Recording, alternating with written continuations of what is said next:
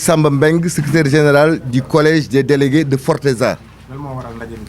waaw suñu ndaje mii li ko waral mooy dund gu metti gu ñuy dund depuis 2021 te loolu nag ki ñu ko def mooy suñu direction muñ nañu ba suñu muñukaay fi mu yem moo tax ñu taxaw tey jii mel ne benn nit bëgg a xeex li fi nekk direction bi su fekkente ni mëntu la dem na seet ni muy def ndaxte liggéey juróomi at kenn joxu la sa salaire bu mat léeg-léeg genn wàllu salaire léeg-léeg duñ la jox dara léeg-léeg 25% depuis juróomi at ñuy dund loolu mëntu la wéy bi ci des it mooy juróom-ñetti weer yi passé amul benn travailleur boo xam ne si jot nga dërëm loolu ndax mën naa continuer ku ne xam na ni loolu mënut a continuer ñi ngi jëm tabaski amul benn travailleur bu la mën a wax tey jii fan lay jaar ba tabaski suñu doom yi dàq nañ leen seen école suñu sëy yi ci bari tas na feletu amatuñu courant amatuñu ndox amatuñu électricité téléphone yëpp dagg nañ ko ndaxte mëntuñ koo fay loolu nag moo waral tey jii ñun Forteza ñu daje fi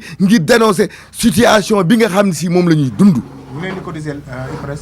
waaw de cotisation à l'IPRES et à la caisse de sécurité sociale depuis 2017 amul kenn kun cotiser bari nañu dem retraite tey jii nii kenn joxu leen seen dégagement dañoo dem retraite ba noppi dañu mujjaat toogaat fii ndaxte amuñu pension de retraite loolu moo tax ñoom ñëpp tey jii boo leen gisee dañoo nekkaat fii muy lu ñuy naqar lu ñuy metti lu lool. lay bi nee nañ chômage technique am na dëgg la. waaw lay boobu ñuy wax nag chômage technique ñun dañ koo bañ ba tëdd ca ñag ba li tax ñu bañ ko mooy chômage technique kay mooy da nga naan man kat wàññi naa heure yi ngeen di liggéey wàññi naa li ma leen di fay waaye yéen wax fi ngeen daan liggéey moom ngeen di liggéey ba noppi wala sax mu ëpp ba noppi nag ñu lay sa salaire ñu wàññi ko wala sax fayatuñ la loolu du chômage technique loolu moo tax bi ñu leen yóbboo inspection régionale du travail de Thiès dañu leen ni li ngeen def tegu leen ko fenn fu leen neex ngeen ko teg dañoo bañ ba tëdd loolu it bokk na ci li metti Forteza kenn mënu ko wax accident de travail kenn du la faj te bari na fi am na ñoo xam si dañ fekk contracté ce que l'on appelle des maladies professionnelles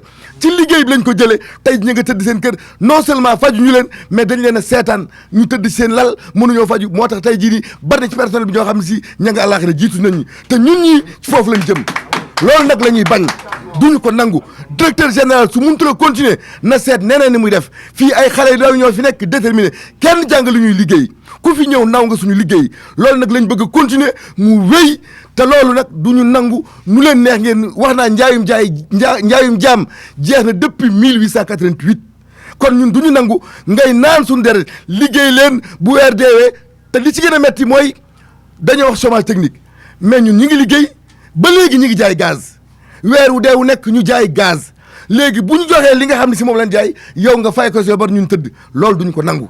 am ngeen préavis bi ngeen di waajal. déposer un préavis de grève boo xam ne si mi ngi commencé le 2 juin diggante boobu nag ba le 2 juillet lu am rek ñoom responsable yi nañ xam ni si nañ assumer seeni responsabilité lu mu leen jaral nañ ko te danaa leen wax ni nag syndicat du pétrole mi ngi suñu gannaaw te ku ne xam nañ si pétrole am na doole lool ñun sax dafa mel ne dañoo ñàkkal fayda ñun rek ñooy syndicat boo xam tey jii nii ñooy liggéey ci onshore ci pétrole ñu ñàkkal ñu fayda toroxal ñu te ku nekk yaa ngi bëgg liggéey ci pétrole loolu lañ mënut a nangu du continuer ci incha allahu rabbi.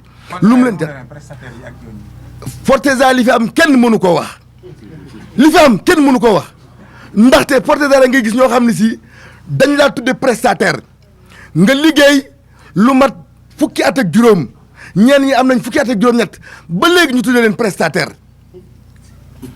kenn xamul nu ñu leen di fayee nu mu leen neex lañ leen di fayee te loi waxul loolu yoon waxul loolu nag xeex nañ ko ba tàyyi te amuñu ci ndam dañu bëgg nag ñi nga xam tey jii ñoo ñànk réew mi lépp lu fi dëngoon nañ ko jubbanti jubbanti lañ wax lépp lu fi dëngoon nañ ko jubbanti wala nag lu ñu gis ñun la fii ba le 2 juillet ñu ngi leen di déglu ñu ngi déglu seeni kilifa yëpp ñu ngi leen di déglu waaye nañu xam ni sii ñun li ñuy laaj fokk dañu ko defal mënatuñoo liggéey te kenn duñu fay duñ ko nangul kenn suñu doom yi ku ci feebar na nga dem faju ji IPM amul dara amul loolu mënatuñ koo muñ loolu daal moo tax tey jii ñun ñëpp ñu ànd pour dénoncer situation bi ñuy dund wax naa ni njaayum jaam jeex na te loolu kenn mënatu koo continuer loolu moo tax tey jii ñu ànd ak secrétaire général syndicat du pétrole mu ñëw ñoom ñëpp ànd ak ñun wan ni si li ñuy def ni mooy dëgg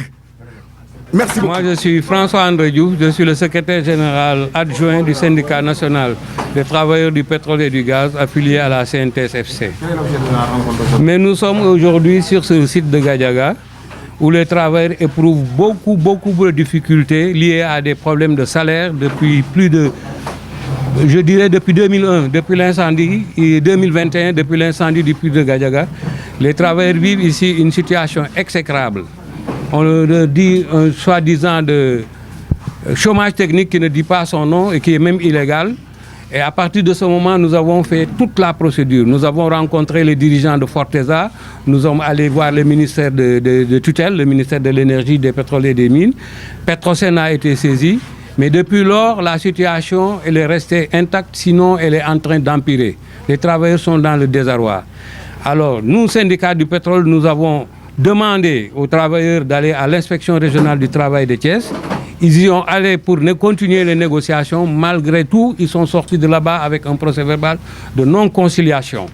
À partir de ce procès verbal de non-conciliation, aujourd'hui, nous avons décidé avec les camarades travailleurs de Forteza de déposer un préavis de grève à partir du lundi 2 juin. Advienne que pourra maintenant. Et il ne faut pas qu'on se trompe. Il ne faut pas que les autorités se trompent. Il ne faut pas que le pétrole se trompe. Ça ne va pas être seulement les travailleurs de Forteza qui vont aller en mouvement, parce qu'il y a énormément de problèmes dans le secteur du pétrole aujourd'hui que les autorités ne sont en train de regarder sans rien faire. Depuis l'avènement du pétrole et du gaz, l'aval pétrolier a été ignoré. Les travailleurs des transports hydrocarbures sont en train de souffrir des entraves à la liberté syndicale. Même nos sociétés sont menacées aujourd'hui par rapport aux créances non recouvrées dans nos sociétés. Voilà pourquoi nous sommes aujourd'hui ici pour tenir une assemblée générale, une mobilisation des travailleurs de Forteza. Lundi, nous allons déposer le préavis de grève concernant les travailleurs de Forteza par rapport à tout ce qu'ils vivent dans leur entreprise. Et si rien n'est fait, si le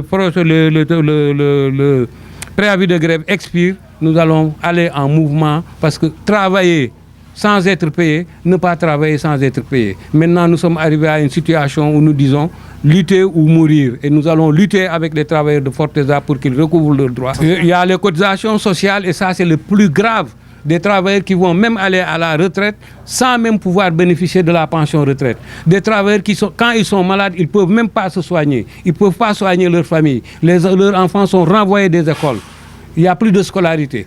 C'est vraiment inhumain ce qui se passe ici. C'est un désastre social, une débâcle. C'est même à la limite des travailleurs laissés pour compte, laissés à la merci d'une direction qui a atteint ses limites. C'est ça la réalité aussi. La direction de Forteza aussi aujourd'hui a atteint ses limites sur le plan managérial, sur le plan financier, même sur le management de la sécurité. Ils ont atteint leurs limites. Il est temps qu'ils dégagent et qu'on amène des gens capables de gérer Forteza. Merci. Alors,